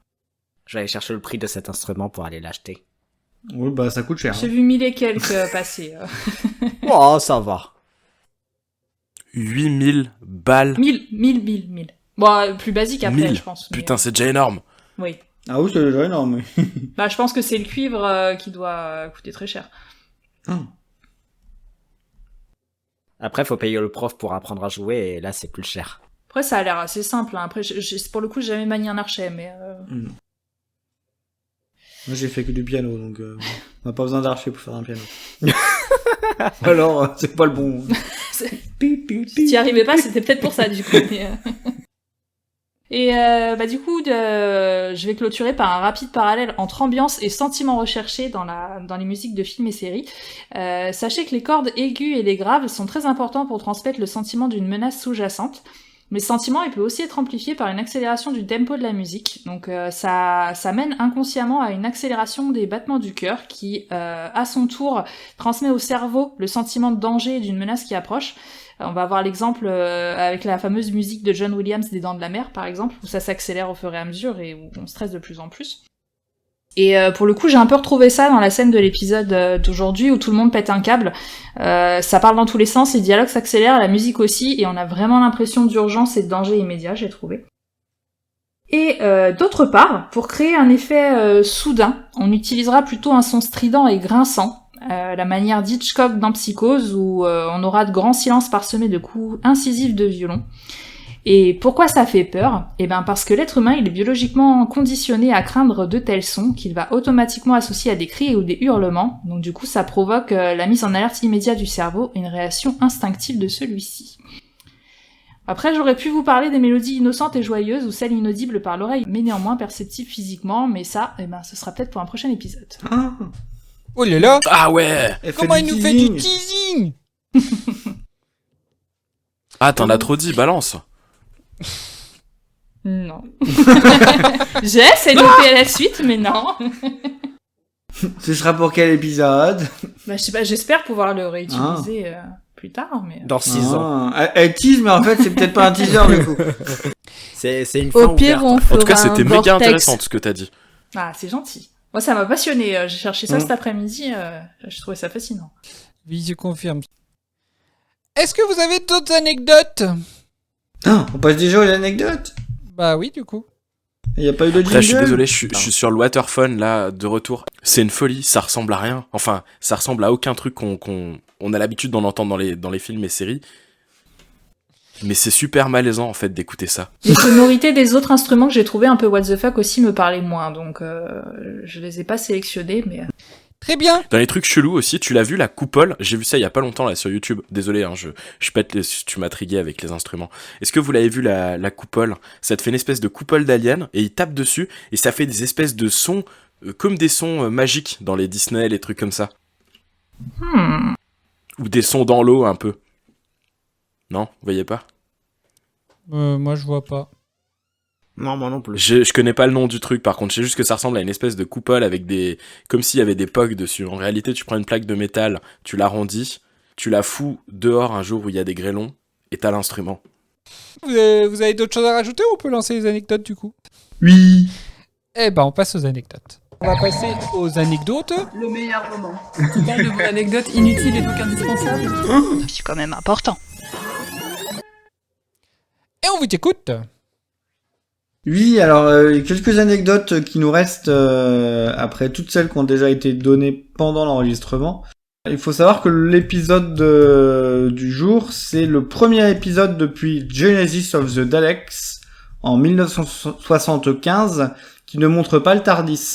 Et il y a qu'une dizaine d'épisodes de Doctor Who en comptant les classiques et la série New Who qui ne font pas apparaître le TARDIS. Comment il est triste de pas avoir le TARDIS. Et j'ai lu aussi que c'était la première fois dans toute l'histoire de Doctor Who que le méchant de l'épisode n'était pas révélé. Alors je sais pas si c'est vraiment de toute l'histoire en plus de 50 ans, mais je trouve ça assez... Et du coup ça aurait... pour rejoindre les discussions qu'on a eues tout à l'heure, ça permet de garder beaucoup de mystère et de faire que l'épisode reste intriguant. Mais ça, c'est vrai que c'est top, hein, qu'il n'y ait pas justement le dénouement à la fin. En fait, rester sur quelque chose que le docteur ne peut toujours pas expliquer. Moi, ça me plaît vraiment, en fait. J'aime bien. Après, j'espère qu'on n'aura pas une suite. Enfin, voilà, un épisode qui fait suite à ça. Non, rien. Putain, vos silences m'angoissent. C'est que je sais pas, justement, si on répond ou pas. Moi, je me souviens pas assez longtemps, enfin assez loin pour... Pierre, qu'est-ce que t'en penses? Est-ce qu'on peut répondre à ça ou pas? Non, est-ce qu'on peut nous-mêmes y répondre? Parce que si ça se trouve, ça fait 10 ans que la série a continué et ils ont pas encore corrigé le truc, mais si ça se trouve, avec un nouveau showrunner, vu que Russell T. Davies reviendra, peut-être qu'il peut le refaire 50 ans après. Hein. On sait jamais. Hein. Il va y retourner, tu sais. Bon, à l'heure actuelle, Bob, voilà, si ça peut te rassurer, sachant qu'on peut dire que cette série-là, elle est terminée, ils ne sont jamais revenus sur cet épisode-là. Voilà. Yes. Mais peut-être que dans le futur... Tu vois, non mais franchement, je l'ai déjà dit plusieurs fois, mais j'insiste. Par exemple, le film Joker, la suite qu'ils ont prévue m'angoisse terriblement. Parce que pour moi, le premier se suffisait à lui-même. Ah oui. T'imagines si le podcast existe encore quand ils l'auront diffusé, l'épisode 2, je pourrais peut-être corriger mes propos à ce propos. C'est fou, hein. Et nous, avec Doraline, on pourra dire qu'on a été doublement jokerisés. Ouais, mais il y a un moment donné, il faudra bien qu'on finisse par le comprendre, ce film. Je sais pas si c'est une bonne idée d'aller voir le deuxième si on n'a pas compris le premier déjà. Bah, vous allez demander au ciné de faire une projection du premier avant le deuxième. Bon, bah, il y en a sûrement qui vont le faire. Alors, je crois que je préfère revoir Les Morts Inassouvis que Joker. Bon. Et entre Transformers, Ça dépend de l'intégrale, parce que c'est chaud l'intégrale. il y en a combien? Je sais plus. Allez, on continue. Non? Il y en a plus? Moi, je parle plus. Ah bon? Tu fais la gueule? Non, mais j'ai dit toutes les miennes. Est-ce que vous voulez que je prenne la 6 hein? On a une anecdote, qui n'en veut? Bah, si vous voulez, je peux la prendre. Bon, bah, Maël, il en veut. Allez, je la prends. Donne la catégorie, parce que ça va les aider un peu. Alors, l'anecdote qu'on n'a pas compris, et on vous demande votre aide. Ah. Si vous avez une explication. Ah, mais moi non plus, je l'ai pas compris en plus, celle-là. Bah, du coup, on vous va demande de voir. ton aide aussi. Je l'ai lu 350 fois, et plus je la lis, moins je la comprends. On a beaucoup parlé sur cette anecdote. Il y a plus de d'ailleurs. paroles Ça sous a l'anecdote dégénéré que de- d'anecdotes en elle-même. Oui. Alors, du coup, et je pense que c'est pour ça que les personnes la voulaient d'ailleurs. Allez, on l'écoute. Allez, c'est on parti. est concentré. Alors, ouvrez vos oreilles, connectez vos neurones. C'est parti. Alors, selon Russell T. Davis, Ciel Silvestri prévoyait de se suicider une fois qu'elle aurait atteint la cascade et tuer le monstre était la seule chose qu'il pouvait faire. L'hôtesse de l'air avait raison tout le temps, mais c'était motivé par la peur. Parce que, du coup, Vous pouvez répéter la question? Eden, Bob, vous l'avez compris, l'anecdote? Je pense, enfin... Moi, de l'avoir entendu, limite, je l'ai compris. Ah. Ouais, pour moi, en fait, si elle, suite à sa rupture, elle voulait se suicider... Je pense qu'il y a deux infos. Les deux infos n'ont juste rien à voir. Il y a la première, qu'effectivement, dont Eden parle, où si elle avait prévu de se suicider, apparemment. Ah, et en le faisant, ça aurait tué le monstre. Non, même pas, de toute façon. Mais au final, il pouvait pas faire autrement que de tuer le monstre. Et du coup, l'hôtesse de l'air avait raison dès le début, parce qu'il me semble que c'est elle, en premier peut-être, qui dit « jetons-la par-dessus bord ». Oui. Donc voilà. Après, par contre, je vois pas je vois pas l'intérêt de nous dire que Ciel avait l'intention de se suicider une fois arrivé à la cascade, en fait. Ou est-ce que c'est justement peut-être ce qu'il explique le fait que pourquoi c'est à elle qui s'en est pris, que la créature s'en est pris, je sais pas, mais je vois pas l'intérêt de nous dire ça, du coup. Non, je suis presque déçu, du coup. Voilà. T'es déçu de quoi, de l'anecdote? Ouais, de la réponse, je m'attendais. De l'avoir comprise. Ouais. Elle aussi, tu préférais que ce soit une anecdote sans réponse? Écoute, parfois il vaut mieux ne pas avoir de réponse afin de ne pas être déçu qu'avoir une réponse et être déçu. Bah oui. Du coup, c'était la dernière anecdote? Même pas. Non. Ah bon, bah alors, je vous écoute pour la suite. On continue. Il y a eu plusieurs problèmes lors du tournage du prologue de l'épisode. Le prologue, donc le passage avec Donna. Ouais, c'est ça. Okay. Justement, le téléphone que Donna tient est clairement le combiné d'un téléphone filaire. Oh bah oui, bah ça se voit. Il y a le trou. Elle était supposée le tenir à l'envers pour que cela ne se voit pas, mais personne sur le plateau ne l'a vu au moment du tournage. Il y a le trou du RJ45, ça se voit quand même que ça. Putain, mais ils auraient pu faire un reshoot, c'est pas un truc qui leur aurait pris une plombe. Bah ouais. Elle apparaît 30 secondes et il y a 50 incohérences dans sa scène. C'est ça. Tiens, dans la catégorie, la production est remplie de gens incapables, on est pas mal. C'est abusé. Et surtout que, en plus, quand le docteur est en train de parler à Donna, son reflet dans le miroir est immobile, alors que lui est en train de bouger. Ah, ça, j'ai pas vu ça. Enfin, j'ai pas fait attention. Bah, faut re-regarder l'épisode, Cédric. N'empêche que ça, c'est une anecdote que je vous ai jamais dit que je vous ai pas dit sur cet épisode, une anecdote personnelle. Du coup, je vais parler un peu de moi. Et du le gars, il va faire sa thérapie. Non, mais en fait, cet épisode, c'est un épisode que j'ai raté pendant très très longtemps, alors que je crois que c'est le premier épisode de Doctor Who que j'ai aperçu. La première fois, je sais pas si je vous avais déjà, je crois que je vous avais raconté la première fois où je suis tombé sur Doctor Who, je me suis dit ça a l'air trop chelou, j'ai changé de chaîne. Et en fait, c'était cette scène-là. La scène où justement le docteur, il est en train de discuter avec Donna, et après, il rentre dans la navette, et donc au moment des cacahuètes et tout, je me suis dit, ouais, ça c'est chelou, je change quoi. Ouais, il mange des cacahuètes, c'est bizarre. Et non, c'était juste l'ambiance kitsch et tout, enfin clairement, ça m'avait fait bizarre. Et en fait, donc après, j'ai réussi à voir tous les épisodes.